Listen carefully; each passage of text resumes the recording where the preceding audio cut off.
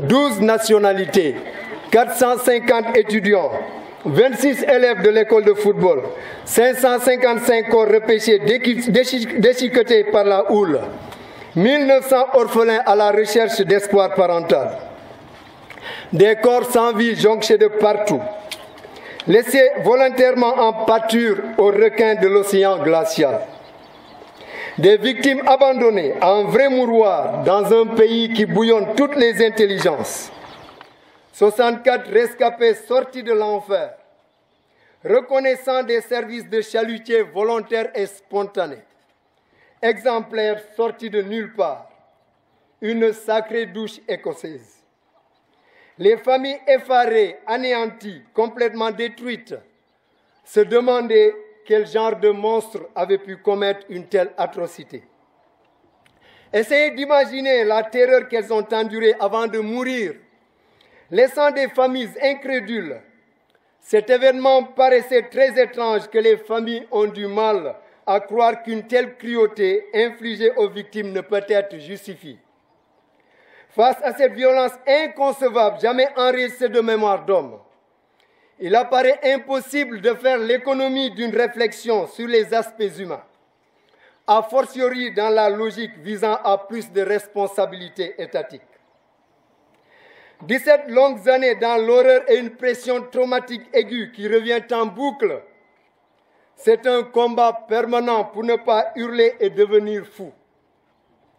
Comme si la mort n'était pas si douloureuse, les familles devaient être encore empêchées de faire le deuil par une privation volontaire étatique de renflouement, de vérité et de justice. Alors nous reprenons le flambeau sans prétention aucune pour dire s'il est des sujets qui devaient hanter chaque Sénégalais où qu'il se situe dans le continent. S'il est un sujet qui ne peut laisser indifférent nul de tous ceux qui se reconnaissent originaires de notre univers particulier d'hommes et de femmes, dispersés à travers le monde, c'est bien celui du Diola qui continue aujourd'hui à pointer ses sales conséquences.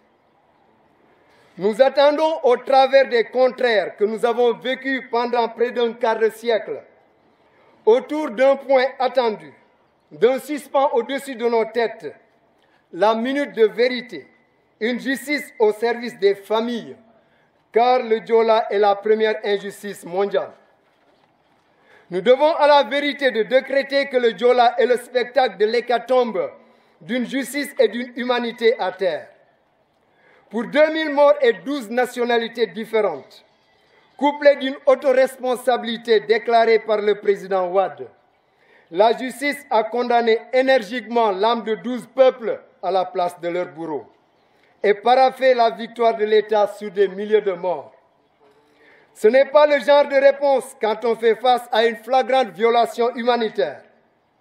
Il faut travailler à transmettre aux Sénégalais et au monde entier une justice exemplaire avec une volonté charismatique et infaillible. Et cela passe obligatoirement par la justice sur le Diola. En d'autres termes, il semble que le deuil de la logique du Diola à la logique des familles ne puisse se faire sans s'il existe une vision actualisée rétroactive qui permette ces avancées.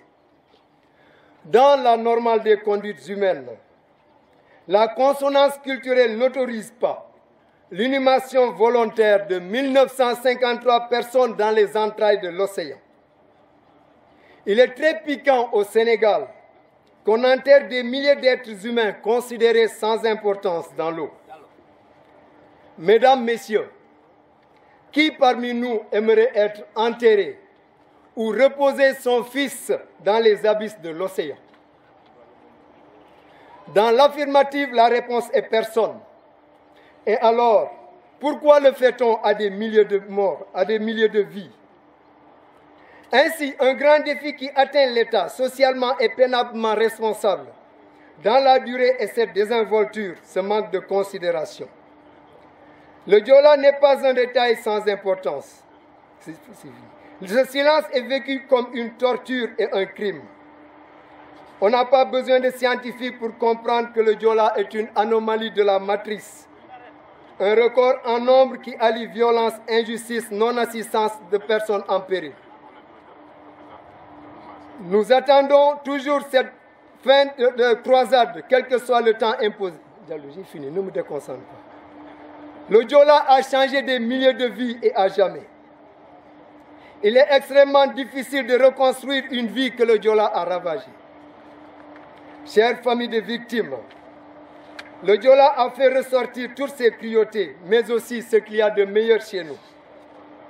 Il nous a forgés à résister à toute épreuve et à tout courage.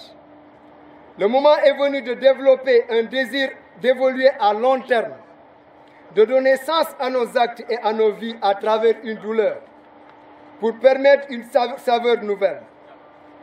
Une renaissance s'impose pour mettre de la lueur de l'espoir, pour vivre le Diola au quotidien et immortaliser nos victimes dans ce paysage très ouvert.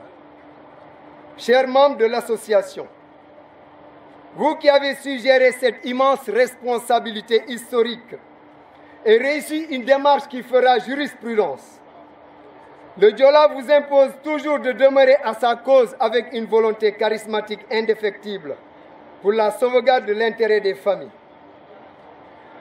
Un hommage appuyé à deux serviteurs éternels qui ont donné leur vie jusqu'à leur dernier souffle. Il s'agit de M. Claude Fex et de Pape Mamadou Lamine Dramé, qui vont recevoir à titre posthume le diplôme de chevalier du Diola. Mesdames, Messieurs, c'est un honneur toujours renouvelé de magnifier votre respect à travers votre présence, malgré vos multiples responsabilités.